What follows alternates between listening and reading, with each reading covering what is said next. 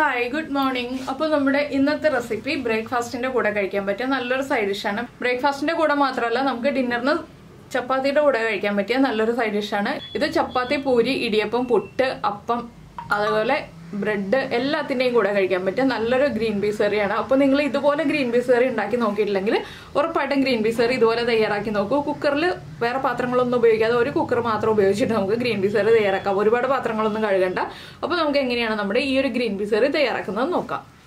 നമുക്ക് നമ്മുടെ ഇൻഗ്രീഡിയൻസ് നോക്കാം. ഞാനിപ്പോൾ ഒരു 3/4 cup green peas overnight soak ചെയ്തെടുത്തിട്ടുണ്ട്. ഓവർനൈറ്റ് സോക്ക് ചെയ്യാൻ പറ്റിയില്ല എന്നുണ്ടെങ്കിൽ 8 മണിക്കൂർ സോക്ക് ചെയ്തെടുക്കുക. അതിലേക്ക് ഒരു മീഡിയം വലിപ്പമുള്ള തക്കാളി എടുത്തിട്ടുണ്ട്. അതുപോലെ തന്നെ 2 സവോള എടുത്തിട്ടുണ്ട്.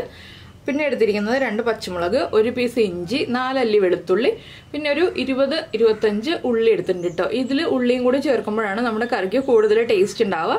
അപ്പോൾ ഉള്ളി നിർബന്ധമായിട്ടും ചേർക്കുക കേട്ടോ. പിന്നെ നമുക്ക് ആവശ്യമുള്ളത് കുറച്ച് കറിവേപ്പില, അതുപോലെ തന്നെ പെരിഞ്ജീരകം പൊടിച്ചതാണ്. പെരിഞ്ജീരകം നമ്മൾ ആദ്യമേ പൊടിച്ചു വെക്കുക കേട്ടോ. പെരിഞ്ജീരകം എന്ന് പറയുമ്പോൾ നമ്മുടെ വലിയ ജീരകം അല്ലെങ്കിൽ ഫെനൽ സീഡ്സ്, അത് ചൂടാക്കിയൊന്നും പൊടിക്കണ്ട, മിക്സിയുടെ ജാറിൽ ഒന്ന് പൊടിച്ചെടുക്കുക. അതും കൂടി അടുപ്പിച്ച് വെക്കുക. ബാക്കിയുള്ളതൊക്കെ നമ്മുടെ വീട്ടിലുള്ള മസാലകൾ തന്നെയാണ്. ഈ പെരിഞ്ജീരകം പൊടിച്ചത് എല്ലാവരുടെയും കയ്യിൽ ഉണ്ടാവില്ല, അതുകൊണ്ടാണ് ഞാൻ ആദ്യമേ മസാലകളുടെ കൂട്ടത്തിൽ അത് പറഞ്ഞത്. അപ്പോൾ നമുക്ക് ആദ്യം ഈ സവോള ഒന്ന് കനം കുറച്ച് സ്ലൈസ് ചെയ്ത് വെക്കുക. സവോള കുറുകെ കട്ട് ചെയ്തിട്ട് വേണം കനം കുറച്ച് സ്ലൈസ് ചെയ്ത് വെക്കാൻ.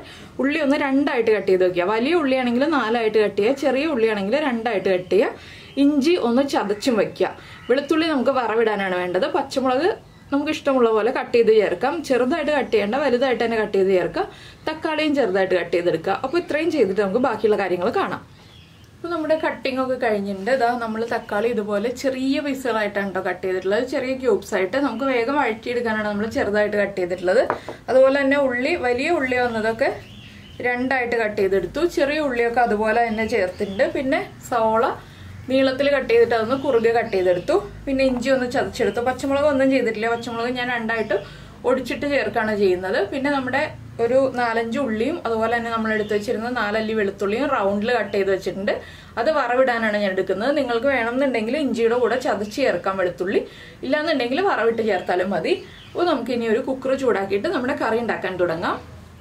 അപ്പോൾ നമ്മുടെ കുക്കർ ചൂടായിട്ടുണ്ട്. കുക്കറിലേക്ക് നമ്മൾ കുറച്ച് അധികം വെളിച്ചെണ്ണ ചേർക്കാം കേട്ടോ. ഒരു 2-2.5 ടേബിൾ സ്പൂൺ വെളിച്ചെണ്ണ ചേർക്കുക. എന്താണെന്ന് വെച്ചാൽ നമ്മുടെ മസാലകളെല്ലാം വഴറ്റിയെടുക്കാൻ ആവശ്യമായിട്ടുള്ള വെളിച്ചെണ്ണ നമ്മൾ ചേർത്ത് കൊടുക്കുക. അതുകൊണ്ട് തന്നെയാണ് ഞാൻ 2.5 ടേബിൾ സ്പൂൺ വെളിച്ചെണ്ണ എന്ന് പറയുന്നത്.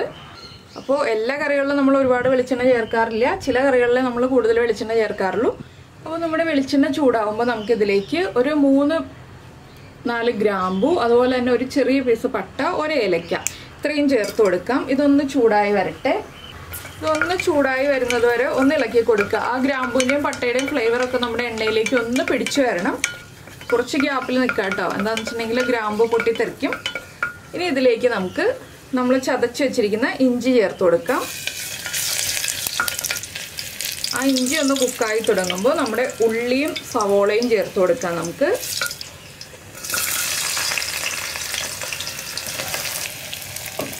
അതുപോലെ തന്നെ പച്ചമുളക് ഞാനിപ്പോൾ എരിവ് ഒരുപാട് കൂടാതിരിക്കാനായിട്ട് ഇതുപോലെ 2 ആയിട്ട് ഒടിച്ചിട്ടാണ് ചേർക്കുന്നത്. ഇനി ഇതെല്ലാം ചേർത്ത് ഒന്ന് ഇളക്കിയിട്ട് ഈ ഉള്ളിയും സവോളയും ഒന്ന് ട്രാൻസ്പെറൻ്റ് ആയി വരണം. അത്രയും മതി, വല്ലാതെ ബ്രൗൺ ആയി പോവണ്ട. ആ രീതിയിൽ ഇളക്കി കൊടുക്കുക. ഒരു 2-3 മിനിറ്റ് മതി കേട്ടോ. ഉള്ളിയും സവോളയും ട്രാൻസ്പെറൻ്റ് ആയി വന്നോളും. ഇതിലേക്ക് നമുക്ക് ഉള്ളിക്കും സവോളയ്ക്കും ആവശ്യമായിട്ടുള്ള ഉപ്പ് ചേർത്ത് കൊടുക്കാം. ഞാനിപ്പോൾ ഒരു 1/2 ടീസ്പൂൺ ഉപ്പ് ചേർക്കുന്നുണ്ട്.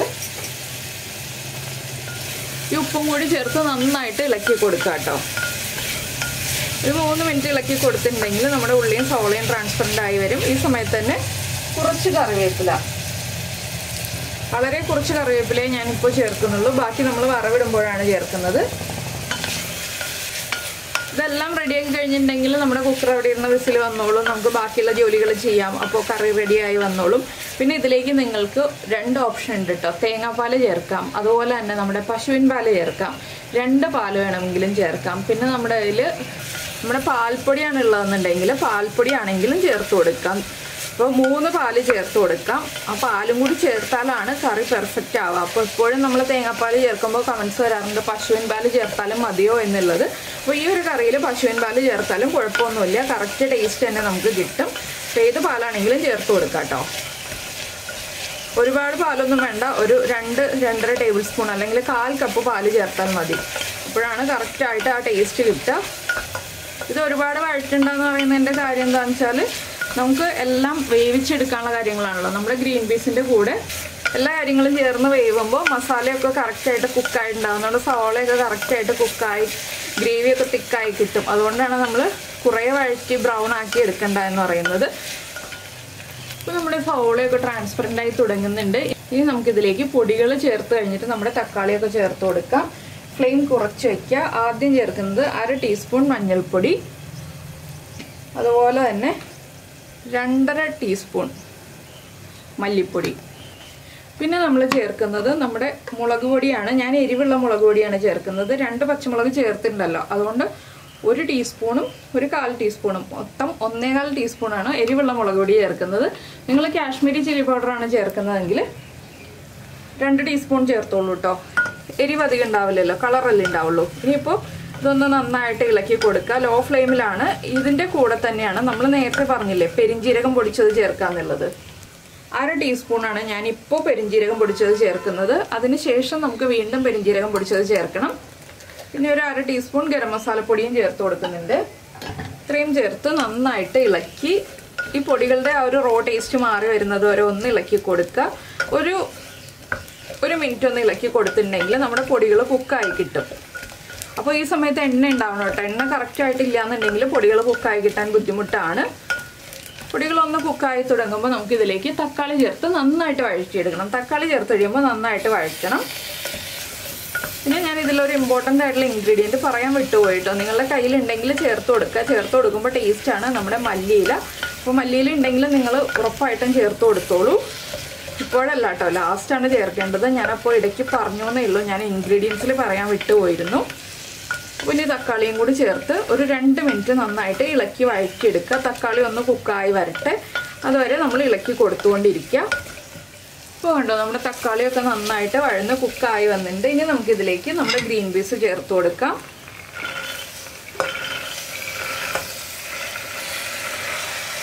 ഗ്രീൻ പീസ് ചേർത്ത് കഴിഞ്ഞിട്ട് ഗ്രീൻ പീസിനും കൂടി ആവശ്യമായ ഉപ്പും കൂടി നമ്മൾ ചേർത്ത് കൊടുക്കണം. ഞാനിപ്പോൾ ഒരു 1/2 ടീസ്പൂണും കൂടി ഉപ്പ് ചേർക്കുന്നുള്ളൂ. നമുക്ക് ഗ്രീൻ പീസ് കുക്കായി വന്നു കഴിയുമ്പോൾ ഉപ്പ് കുറവാണെന്നുണ്ടെങ്കിൽ അപ്പോൾ ചേർത്ത് കൊടുക്കാം. നന്നായിട്ടൊന്ന് ഇളക്കി മിക്സ് ചെയ്യുക. അപ്പോൾ നിങ്ങൾ ഇങ്ങനെ ഗ്രീൻ പീസ് കറി ഉണ്ടാക്കി നോക്കിയിട്ടില്ലെങ്കിൽ ഉറപ്പായിട്ടും ഇതുപോലെ ഒന്ന് ട്രൈ ചെയ്ത് നോക്കൂ കേട്ടോ. നല്ല ടേസ്റ്റാണ് ഈ ഒരു ഗ്രീൻ പീസ് കറിക്ക്. അപ്പോൾ എളുപ്പമല്ലേ ഉണ്ടാക്കാനായിട്ട്, കുറേ സമയമൊന്നും വഴറ്റി സമയം കളയണ്ട. കുക്കറിൽ തന്നെ നമുക്ക് എല്ലാ കാര്യങ്ങളും ചെയ്യാം. ഇനിയിപ്പോൾ ഗ്രീൻ പീസ് ഒന്ന് ലെവലാക്കിയിട്ട് ഇതിലേക്ക് നമുക്ക് വെള്ളം ചേർക്കാം. വെള്ളം ചേർക്കുമ്പോൾ ഗ്രീൻ പീസിൻ്റെ അളവിൽ നിന്ന് മുകളിലേക്ക് നിൽക്കുന്ന രീതിയിൽ വെള്ളം ചേർക്കാം കേട്ടോ. ഗ്രീൻ പീസിൻ്റെ മുകളിൽ നിൽക്കുന്ന രീതിയിൽ വേണം വെള്ളം ചേർക്കാൻ എപ്പോഴും. ഞാനിപ്പോൾ ചേർക്കുന്ന വെള്ളത്തിൻ്റെ അളവ് പറയാം.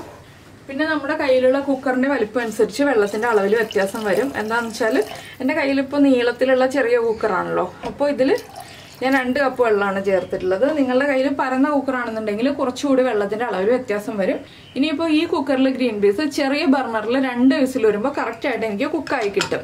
അപ്പോൾ നിങ്ങളുടെ കയ്യിലുള്ള കുക്കറിൽ എത്ര വിസിലാണോ ഗ്രീൻ പീസ് കുക്കായി കിട്ടുന്നത് അതനുസരിച്ച് കുക്ക് ചെയ്തെടുക്കുക. ഞാനിപ്പോൾ 2 വിസിൽ വരുന്നത് വരെയാണ് കുക്ക് ചെയ്തെടുക്കാൻ പോകുന്നത്. അതിനുശേഷം കംപ്ലീറ്റ് പ്രഷർ പോയി കഴിയുമ്പോൾ നമ്മൾ തുറക്കുക. ഗ്രീൻ പീസ് ഒരുവിധം നന്നായിട്ട് തന്നെ കുക്കായി കിട്ടണം കേട്ടോ. ഒന്ന് പ്രസ് ആവുന്ന പോലെ അല്ലാതെ നന്നായിട്ട് തന്നെ കുക്കായി കിട്ടണം. അപ്പോൾ ഇത് 2 വിസിൽ വരട്ടെ. ചെറിയ ബർണറിലാണ് വെച്ചിട്ടുള്ളത്, വലിയ ബർണറിലല്ല. വലിയ ബർണറിലാണെങ്കിൽ നമ്മൾ ഫ്ലെയിം കുറച്ച് വെക്കുക, ചെറിയ ബർണറിലാണെങ്കിൽ ഹൈ ഫ്ലെയിമിൽ വെക്കുക. ആ രീതിയിൽ വേവിച്ചെടുക്കുക. അപ്പോൾ നമ്മുടെ കുക്കറിൻ്റെ കംപ്ലീറ്റ് പ്രഷർ പോയിട്ടുണ്ട്. നമുക്കൊന്ന് തുറക്കാം.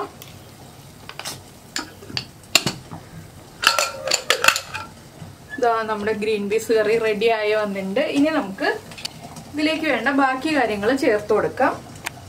ഫ്ലെയിം ഓൺ ചെയ്യാം കേട്ടോ. ഫ്ലെയിം ഓൺ ചെയ്ത് ലോ ഫ്ലെയിമിൽ വെക്കുക. അപ്പോൾ നിങ്ങൾക്ക് തേങ്ങാപ്പാലോ അല്ലെങ്കിൽ പശുവിൻ പാല് ചേർക്കാൻ താല്പര്യമില്ലാന്നുണ്ടെങ്കിൽ ബാക്കിയുള്ള സ്റ്റെപ്സ് ഒക്കെ ഒഴിവാക്കുക. ഗ്രീൻ പീസൊക്കെ കുക്കായി വന്നിട്ടുണ്ട്. ഒരുപാട് ഉടഞ്ഞു പോയിട്ടില്ല, ആവശ്യത്തിന് കുക്കായിട്ടുണ്ട്. അപ്പോൾ കുക്കായിട്ടില്ല എന്നുണ്ടെങ്കിൽ 1 വിസിൽ വരുന്നത് വരെ ഒന്നുകൂടി വേവിച്ചെടുക്കുക. അപ്പോൾ ഇനി നമുക്കിതിലേക്ക് ഒരു 1/2 ടീസ്പൂണും കൂടി നമ്മുടെ പെരിഞ്ജീരകം പൊടിച്ചത് ചേർത്ത് കൊടുക്കാം. ലാസ്റ്റ് പെരിഞ്ജീരകം പൊടിച്ചത് ചേർക്കുമ്പോൾ നല്ലൊരു ഫ്ലേവറാണ് നമ്മുടെ കറിക്ക് കിട്ടുക. അതുപോലെ തന്നെ ഒരു 1/4 ടീസ്പൂൺ ഗരം മസാലപ്പൊടി. ഇത് രണ്ടും ചേർത്ത് നന്നായിട്ടൊന്ന് ഇളക്കി മിക്സ് ചെയ്യുക. ഒന്ന് തിളച്ച് വരട്ടെ. അതിനുശേഷം നമ്മൾ എടുത്തു വെച്ചിരിക്കുന്ന പശുവിൻ പാലോ തേങ്ങാപ്പാലോ ഏതാണെന്ന് വെച്ചിട്ടുണ്ടെങ്കിൽ നമുക്കത് ചേർത്ത് കൊടുക്കാം. ഇല്ലെങ്കിൽ നമ്മുടെ പാൽപ്പൊടി ഉണ്ടല്ലോ, സാധാരണ പാൽപ്പൊടി, അതാണെങ്കിലും ചേർത്ത് കൊടുക്കാം. അത് ചൂടുവെള്ളത്തിൽ മിക്സ് ചെയ്തിട്ട് ചേർത്ത് കൊടുക്കുക. ഇപ്പോൾ നമ്മൾ ഉപ്പ് ചെക്ക് ചെയ്യാം കേട്ടോ. ഉപ്പ് കുറവാണെങ്കിൽ ഉപ്പ് ചേർത്ത് കൊടുക്കുക. ഉപ്പ് കുറവായിരിക്കും ഗ്രീൻ പീസ് കറിക്ക്, അപ്പോൾ നമ്മൾ കുറച്ച് ഉപ്പ് ചേർക്കേണ്ടി വരും. ഉപ്പ് കുറവാണ്, കുറച്ചുകൂടി ഉപ്പ് ചേർത്ത് കൊടുക്കാം. ചെറിയൊരളവിൽ മാത്രം ഉപ്പ് ചേർക്കുക. നിങ്ങൾക്ക് ഇത്രയും ഗ്രേവി വേണ്ടാന്നുണ്ടെങ്കിൽ കുറച്ച് ഗ്രേവി വറ്റിച്ചെടുക്കാം. അപ്പോൾ ഞാനിത് പുട്ടിൻ്റെ കൂടെ കഴിക്കാനാണ് ഉണ്ടാക്കുന്നത്. അതുകൊണ്ട് തന്നെ കുറച്ച് ഗ്രേവി ഉള്ള രീതിയിലാണ് ഞാൻ ഗ്രീൻ പീസ് കറി വെക്കുന്നത്. അപ്പോൾ നിങ്ങൾക്ക് ഇത്രയും ഗ്രേവി വേണ്ടാന്നുണ്ടെങ്കിൽ കുറച്ച് സമയം തിളപ്പിച്ചിട്ടുണ്ടെങ്കിൽ ഗ്രേവി കുറുകി വന്നോളും. പിന്നെ എന്താണെന്ന് വെച്ചാൽ ഇത് ചൂട് മാറി വരുമ്പോൾ ഒന്നുകൂടി കുറുകി വരും കേട്ടോ. അതനുസരിച്ച് വേണം നമ്മൾ കറി തയ്യാറാക്കാനായിട്ട്. ഇനി ഇതൊന്ന് നന്നായിട്ട് തിളയ്ക്കട്ടെ. അപ്പോൾ നമ്മുടെ കറി നന്നായിട്ട് തിളയ്ക്കുന്നുണ്ട്. നമുക്ക് ഫ്ലെയിം ഓഫ് ചെയ്തതിന് ശേഷം നമ്മൾ റെഡിയാക്കി വെച്ചിരിക്കുന്ന തേങ്ങാപ്പാൽ ചേർത്ത് കൊടുക്കുക. തേങ്ങാപ്പാൽ ചേർക്കുമ്പോൾ ഫ്ലെയിം ഓഫ് ചെയ്തിട്ട് മാത്രം ചേർക്കുക. ഇനി നന്നായിട്ടൊന്ന് ഇളക്കി കൊടുക്കുക. ഇനി നമ്മുടെ കറി തിളയ്ക്കരുത്. ഇനി നമുക്ക് ഇതിലേക്ക് വറവ് ചേർക്കാനാണുള്ളത്. വറവ് ചേർക്കാനുള്ള കാര്യങ്ങൾ ഞാൻ നേരത്തെ പറഞ്ഞല്ലോ. വെളുത്തുള്ളി റൗണ്ടിൽ കട്ട് ചെയ്ത് വെക്കുക, അതുപോലെ തന്നെ നമ്മുടെ ഉള്ളി റൗണ്ടിൽ കട്ട് ചെയ്ത് വെക്കുക. ഇനിയിപ്പോൾ നമുക്ക് വേറെ പാൻ വെക്കാം. അതിനുശേഷം നമ്മുടെ വറവ് റെഡിയാക്കി എടുക്കാം. അപ്പോൾ നമ്മുടെ പാൻ ചൂടായി വന്നിട്ടുണ്ട്. നമുക്ക് ഇതിലേക്ക് ആദ്യം വെളിച്ചെണ്ണ ചേർക്കാം. കുറച്ച് വെളിച്ചെണ്ണ മതി കേട്ടോ. നമ്മൾ കറിയിൽ ആവശ്യത്തിന് വെളിച്ചെണ്ണ ചേർത്തിട്ടുണ്ടല്ലോ. അപ്പോൾ വെളിച്ചെണ്ണ ഒന്ന് ചൂടായി തുടങ്ങുമ്പോൾ ഒരു 1/2 ടീസ്പൂൺ കടുക് ചേർത്ത് കൊടുക്കുക. കടുക് ഒന്ന് പൊട്ടി വരട്ടെ. കടുക് പൊട്ടി തുടങ്ങുമ്പോൾ നമുക്കിതിലേക്ക് നമ്മൾ റൗണ്ടിൽ കട്ട് ചെയ്ത് വെച്ചിരിക്കുന്ന ഉള്ളി, വെളുത്തുള്ളി ഇത് രണ്ടും ചേർത്ത് കൊടുക്കാം. ഉള്ളിയും കൂടി ചേർത്ത് വറവിടണം കേട്ടോ, അപ്പോഴേ ടേസ്റ്റ് കറക്റ്റ് ആവുള്ളൂ. ഇനിയിപ്പോൾ ഉള്ളിയും വെളുത്തുള്ളിയും ഒന്ന് ലൈറ്റായിട്ട് കളർ ചേഞ്ച് ആയി വരുന്നത് വരെ നമുക്ക് ഇളക്കി കൊടുക്കാം. ഇത് കുറച്ച് സമയം എടുക്കും, ഉള്ളിയും വെളുത്തുള്ളിയും ഒന്ന് കളർ ചേഞ്ച് ആയി വരാനായിട്ട്.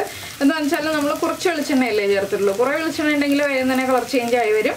കുറച്ച് വെളിച്ചെണ്ണ ആകുമ്പോൾ കുറച്ച് സമയം എടുക്കും. അപ്പോൾ നമ്മുടെ ചാനലിൽ വീഡിയോ പ്രസൻറ്റ് ചെയ്യുന്ന രീതിയൊക്കെ ഇഷ്ടമായി എന്നുണ്ടെങ്കിൽ നിങ്ങൾ നമ്മുടെ ചാനലൊന്ന് സബ്സ്ക്രൈബ് ചെയ്ത് സപ്പോർട്ട് ചെയ്യണേ. സബ്സ്ക്രൈബ് ചെയ്തിട്ടില്ല എന്നുണ്ടെങ്കിൽ കേട്ടോ. അപ്പോൾ സബ്സ്ക്രൈബ് ചെയ്യുന്നതിന് ഈ വീഡിയോയുടെ താഴെയുള്ള റെഡ് സബ്സ്ക്രൈബ് ബട്ടൺ ഒന്ന് ക്ലിക്ക് ചെയ്യുക. അതിൻ്റെ റൈറ്റ് സൈഡിലുള്ള ബെല്ലൈക്കണം ക്ലിക്ക് ചെയ്യുക. അപ്പോൾ ഓൾ എന്ന് പറഞ്ഞിട്ടൊരു ഓപ്ഷൻ കാണാം. ആ ഓളും കൂടി പ്രസ് ചെയ്തിട്ടുണ്ടെങ്കിൽ ഞാൻ എപ്പോഴും വീഡിയോ അപ്ലോഡ് ചെയ്യുമ്പോൾ നിങ്ങൾക്ക് നോട്ടിഫിക്കേഷൻ വരും. അപ്പോൾ നമ്മുടെ ഉള്ളിയുടെ കളറൊക്കെ ഒന്ന് മാറി തുടങ്ങുന്നുണ്ട്. ഇനി നമുക്കിതിലേക്ക് നമ്മുടെ വറ്റൽമുളക് ചേർത്ത് കൊടുക്കാം. ഒരു 3 വറ്റൽമുളകാണ് ഞാൻ എടുത്തിട്ടുള്ളത്. അതുപോലെ തന്നെ ഒരു തണ്ട് കറിവേപ്പിലയും എടുത്തിട്ടുണ്ട്. ഈ വറ്റൽമുളകും കറിവേപ്പിലയും ചേർത്ത് നന്നായിട്ടൊന്ന് ഇളക്കി കൊടുക്കുക. അതുപോലെ തന്നെ നമ്മുടെ വീഡിയോ ഇഷ്ടമായി എന്നുണ്ടെങ്കിൽ, നമ്മുടെ റെസിപ്പികളൊക്കെ ഇഷ്ടമായി എന്നുണ്ടെങ്കിൽ ലൈക്ക് ചെയ്യാനും കമൻറ്റ് ചെയ്യാനൊന്നും മറന്നു പോകരുത് കേട്ടോ. നിങ്ങളുടെ അഭിപ്രായങ്ങളൊക്കെ കമൻറ്റ് ചെയ്യുമ്പോൾ എനിക്ക് ആ കമൻറ്റ്സ് വായിക്കുമ്പോഴാണ് അറിയാൻ പറ്റുക നിങ്ങൾക്ക് ഈ റെസിപ്പി ഇഷ്ടമാവുന്നുണ്ടോ ഇല്ലയോ എന്നുള്ളതൊക്കെ. ഇപ്പോൾ നമ്മുടെ ഉള്ളിയൊക്കെ കളർ മാറി വന്നിട്ടുണ്ട്. നമുക്ക് ഇത്രയും മതി. ഇനി നമ്മുടെ കറിയിലേക്ക് ചേർത്ത് കൊടുക്കാം. അപ്പോൾ ഞാൻ എന്താ വറവ് നമ്മുടെ കറിയിലേക്ക് ചേർക്കുകയാണ്. ഇതിൻ്റെ കൂടെ തന്നെ നമ്മൾ നേരത്തെ പറഞ്ഞില്ലേ, ഞാൻ ഇൻഗ്രീഡിയൻസിൽ സ്കിപ്പ് ചെയ്ത് പോയൊരു കാര്യം, അതും കൂടി നമ്മുടെ ചേർക്കാനുണ്ട്. നമ്മുടെ മല്ലിയില ചെറുതായിട്ട് കട്ട് ചെയ്തിട്ട് ആ മല്ലിയിലയും കൂടി ചേർക്കുക. അതിനുശേഷം നമ്മൾ കറി ഉടനെ ഉപയോഗിക്കരുത് കേട്ടോ.